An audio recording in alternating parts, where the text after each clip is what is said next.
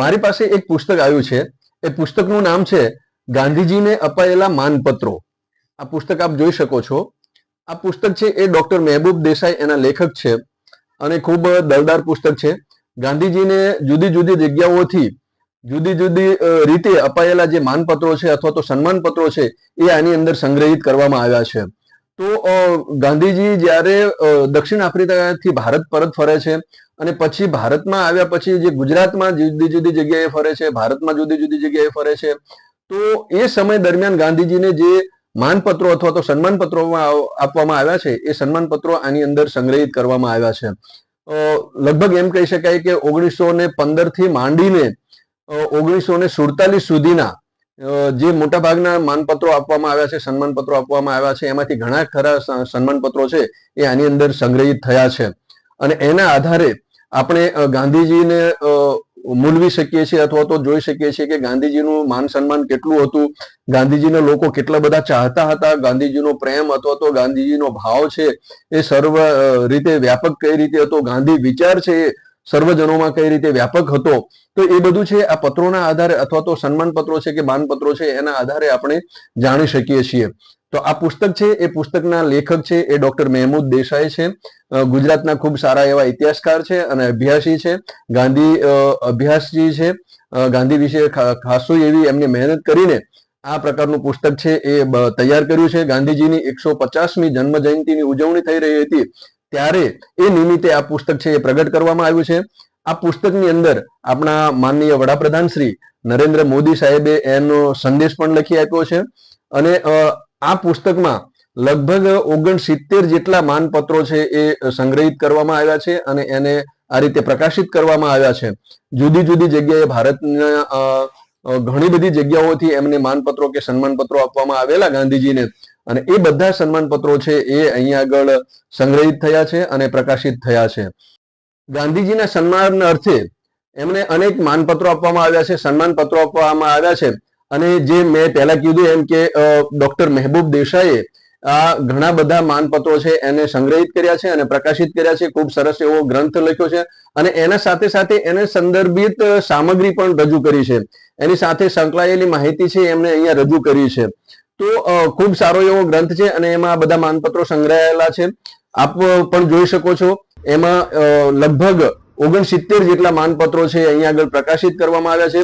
અહીંયા હું તમારી સમક્ષ એના અનુક્રમણિકા પણ મૂકી રહ્યો છું અને એની સાથે સાથે એમને પુસ્તકની પાછળ એક પરિશિષ્ટ પણ આપ્યું છે અને એ પરિશિષ્ટ પણ અહીંયા આગળ તમારી સામે હું મૂકી રહ્યો છું.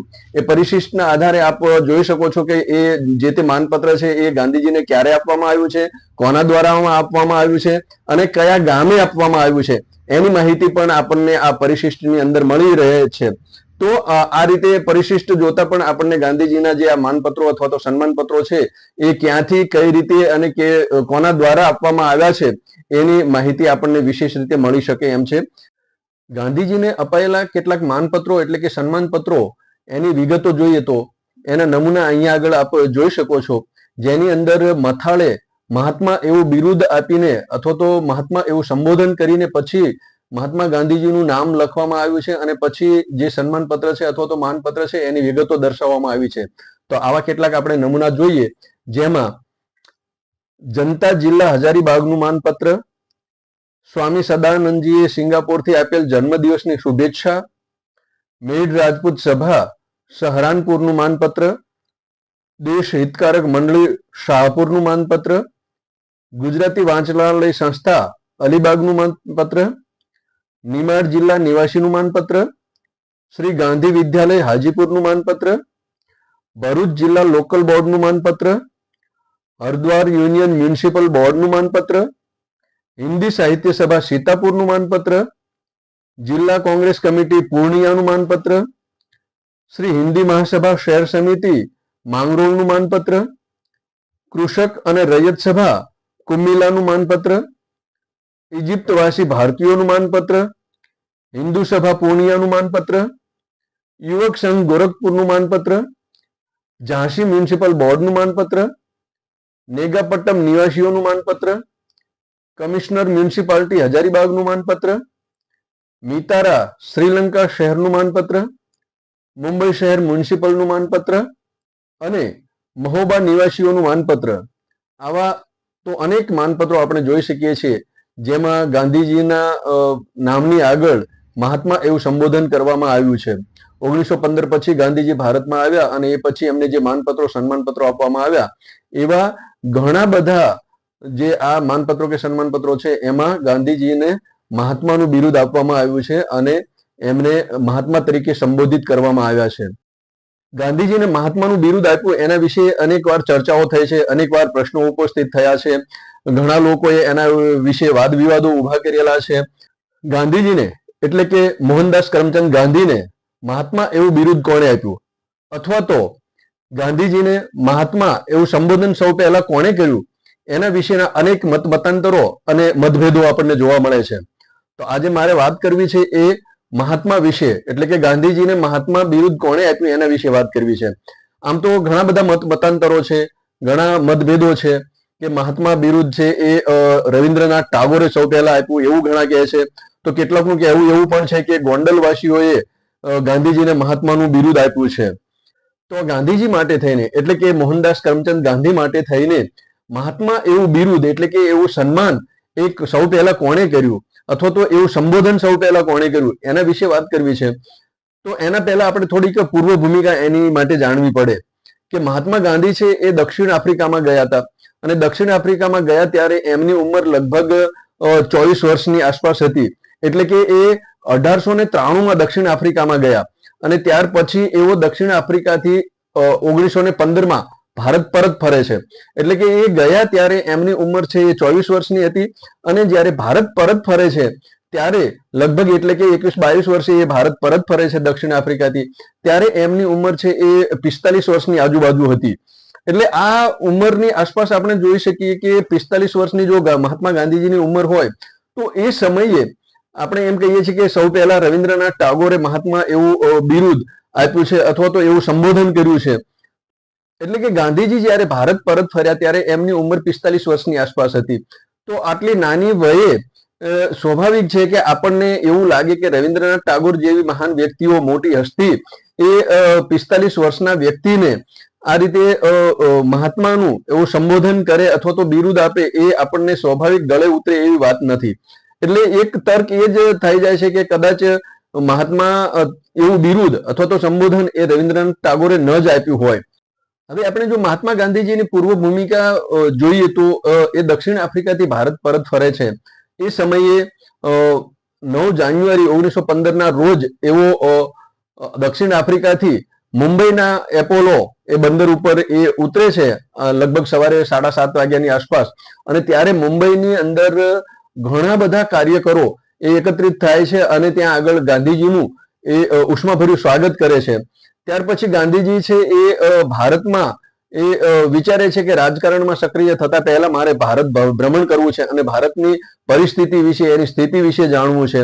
ગાંધીજી જે વખતે દક્ષિણ આફ્રિકાથી ભારતમાં આવ્યા ત્યારે ભારતની પરિસ્થિતિ છે એ અત્યંત દયનીય હતી અને ખૂબ જ મુશ્કેલભરી સમયમાંથી ભારત દેશ છે એ પસાર થઈ રહ્યો હતો. એટલે ગાંધીજીને આ બધું ખ્યાલ લેવો હતો, બધા ભારતની પરિસ્થિતિ વિશે જાણવું હતું. એટલે એમને પહેલા એવું નક્કી કર્યું કે મારે ભારત ભ્રમણ કરવું છે અને દેશની પરિસ્થિતિનો તાગ મેળવવો છે.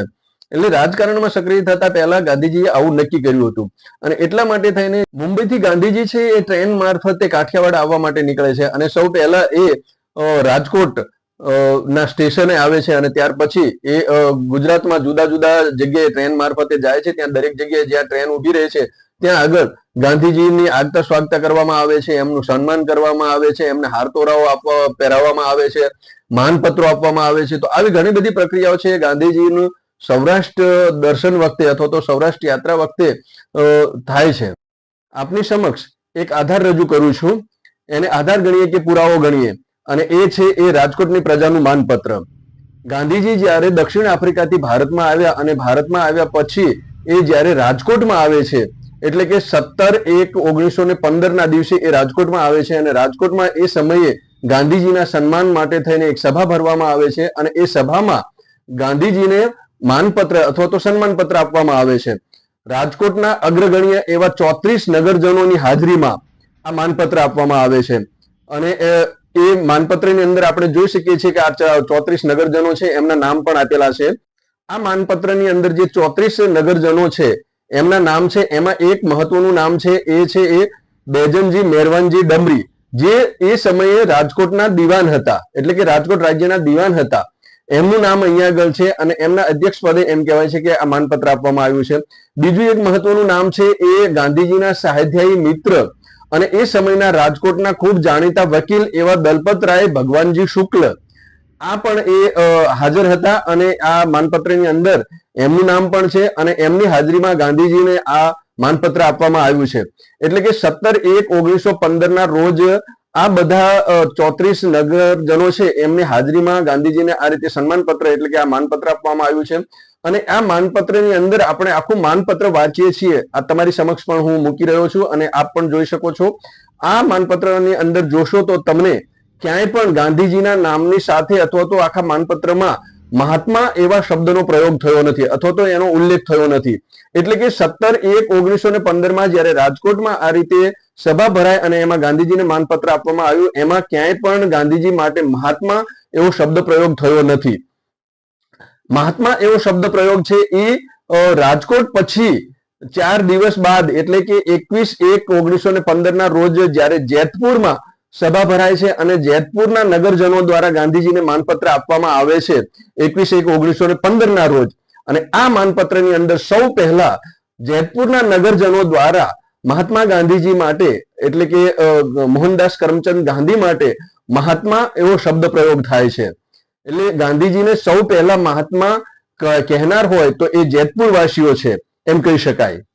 ગાંધીજી જયારે ભારત પરત ફર્યા ત્યારે એમને પછી કાઠિયાવાડ પ્રવાસ કરવાનું વિચાર્યું હતું અને એ દરમિયાન એમને સૌ પહેલા રાજકોટમાં આવ્યા અને રાજકોટ પછી 21 જાન્યુઆરી 1915 ના રોજ જેતપુરમાં રોકાયા અને ત્યાર પછી 24 જાન્યુઆરી 1915 ના રોજ તેઓ ગોંડલમાં રોકાયા હતા. હવે આ બંને જગ્યાએ એમને માનપત્રો આપીને સન્માનિત કરવામાં આવ્યા હતા. એટલે કે 21/1/1915 ના રોજ તેઓએ જેતપુરમાં એમને સન્માન કરવામાં આવ્યું હતું અને માનપત્ર આપવામાં આવ્યું હતું. અને એ સમયે જે માનપત્ર આપવામાં આવ્યું હતું તેમાં ગાંધીજીના નામની સામે મહાત્મા એવો શબ્દ લખવામાં આવ્યો હતો અને એક માનપત્ર છે એવું સન્માનપત્ર છે એ તૈયાર કરવામાં આવ્યું હતું અને એ ગાંધીજીને આપવામાં આવ્યું હતું. ત્યાર પછી તેઓ 24/1/1915 ના રોજ ગોંડલની અંદર રોકાયા હતા અને ત્યાં આગળ ગોંડલની પ્રજાએ એમને સન્માનપત્ર આપ્યું હતું અને ત્યાં ગોંડલમાં પણ મહાત્મા એવું બિરુદ એના સન્માનપત્રની અંદર એટલે કે એના માનપત્રની અંદર લખવામાં આવ્યું હતું. એટલે આ બંને પત્રોને જોઈ શકીએ તો આપણને એ ખ્યાલ આવશે કે 21/1/1915 ના રોજ જેતપુરમાં એટલે સભા ભરાઈ હતી અને ત્યાં આગળ ગાંધીજીએ સભાને સંબોધિત કરી હતી અને એ સમયે એમને ગાંધીજીને માનપત્ર આપવામાં આવ્યું હતું. એ માનપત્રની અંદર મહાત્મા શબ્દ એવું સંબોધિત કરવામાં આવેલો છે ગાંધીજી માટે થઈને. 21/1/1915 ના રોજ ગાંધીજી જેતપુરમાં આવ્યા અને ત્યાં આગળ જેતપુરમાં ગાંધીજીનો ઉતારો દેવચંદભાઈ પારીખ એમના ત્યાં હતો અને ત્યાં આગળ એમનો સત્કાર સમારંભ યોજવામાં આવ્યો હતો. ગાંધીજીને માનપત્ર આપીને એમને સત્કારવામાં આવ્યા હતા. ગાંધીજીને જે માનપત્ર આપવામાં આવ્યું એની અંદર જેતપુરના લગભગ 49 નગરજનોની સહી સાથેનું માનપત્ર આપવામાં આવ્યું હતું અને એ માનપત્રના મથાળે લખવામાં આવ્યું હતું કે શ્રીમાન મહાત્મા મોહનદાસ કરમચંદ ગાંધી બારિસ્ટર એટ લો, આવું મથાળે લખવામાં આવ્યું હતું. એમાં સૌ પહેલા જે મથાળું લખવામાં આવ્યું હતું ત્યાં શ્રીમાન અને પછી તરત મહાત્મા એવો શબ્દ લખવામાં આવ્યો છે.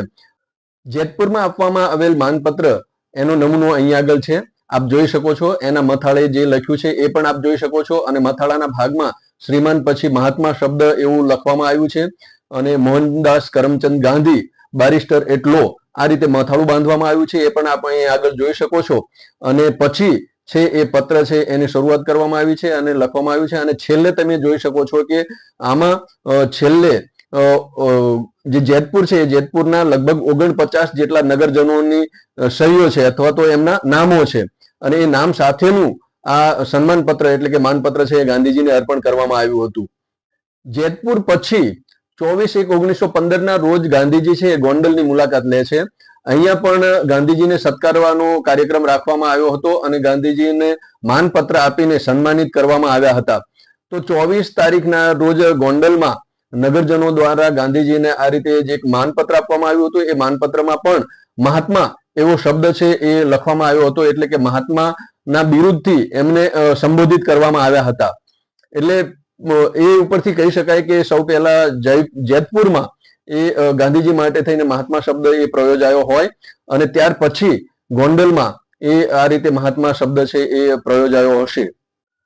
આ જે ફોટોગ્રાફ્સ આપ જોઈ રહ્યા છો એની બાજુમાં જે વિગત છે તે ગોંડલમાં અપાયેલ માનપત્ર સમયની છે, અને તેમાં જે તારીખ બતાવી છે તે 27/1/1915 ની દર્શાવી છે. અહીં લખ્યું છે કે ગાંધીજીને મહાત્માનું બિરુદ ગોંડલ રાજ્યના રાજવૈદ શ્રી જીવરામ કાલિદાસ શાસ્ત્રીએ આપ્યું છે. જેતપુર પછી 3 દિવસ બાદ ગાંધીજી છે એ ગોંડલ જાય છે, એટલે કે 24/1/1915 ના રોજ ગાંધીજી છે જેતપુરથી ગોંડલ જાય છે, અને ગોંડલમાં 24/1/1915 ના રોજ સભા ભરવામાં આવે છે, અને ત્યાં આગળ ગાંધીજીને સન્માન અર્થે આ માનપત્ર આપવામાં આવે છે, એટલે કે સન્માન પત્ર આપવામાં આવે છે. અને ત્યાં આગળ એ ગાંધીજીને જે સન્માન પત્ર આપવામાં આવે છે એમાં પણ મહાત્મા એવો શબ્દ પ્રયોગ થયો છે. પણ આપણે એમ કહી શકીએ કે એના પહેલા જ્યારે 21/1/1915 ના રોજ જેતપુરમાં સભા ભરાય અને ત્યાં આગળ માનપત્ર આપવામાં આવ્યું, એટલે સૌ પહેલા જેતપુરના લોકોએ, જેતપુરના નગરજનોએ એ ગાંધીજી માટે મહાત્મા એવો શબ્દ પ્રયોગ કર્યો છે એમ કહી શકાય. આ 21/1/1915 પછીના જે આપણે મોટાભાગના પત્રો જોઈએ છે તો એ બધા પત્રોમાં મોટા ભાગે ગાંધીજીના નામ આગળ મહાત્મા એવું સંબોધન કરવામાં આવ્યું છે. એટલે કે પછીથી જે માનપત્રો આપવામાં આવ્યા છે અથવા તો સન્માન પત્રો આપવામાં આવ્યા છે એ બધા પત્રોમાં મથાળે મહાત્મા એવો સંબોધન કરીને એ પત્રો લખવામાં આવેલા છે. પછી એમની પાછળ એમનું નામ હોય, મોહનદાસ કરમચંદ ગાંધી અથવા તો શ્રીયુત મહાત્મા ગાંધી અથવા તો પરમ પૂજ્ય મહાત્મા મોહનદાસ કરમચંદ ગાંધી, આ રીતે અનેક મથાળાઓ એ લખીને એ પત્રો લખવામાં આવેલા છે, સન્માન પત્રો લખવામાં આવ્યા છે, અને આ રીતે એમને સન્માનિત કરવામાં આવેલા છે. આ બધા આધાર પુરાવાઓના આધારે આપણે ચોક્કસ એટલું કહી શકીએ કે મોહનદાસ કરમચંદ ગાંધી એટલે કે પૂજ્ય બાપુ ગાંધીજી માટે થઈને મહાત્મા એવો શબ્દ પ્રયોગ એ સૌ પહેલા જેતપુરના નગરજનો દ્વારા કરવામાં આવ્યો છે. એ નિશંક બાબત છે. ગોંડલ અથવા રાજકોટ કે રવિન્દ્રનાથ ટાગોર એમના દ્વારા સૌ પહેલા મહાત્મા શબ્દ પ્રયોગ થયો નથી. એટલે કે ગાંધીજી માટે થઈને મહાત્મા એવો શબ્દ પ્રયોગ અથવા તો સંબોધન જેને કહીએ છીએ અથવા તો મહાત્મા બિરુદ આપવાનું જે શ્રેય છે એ જેતપુરના નગરજનોને જાય છે. આભાર.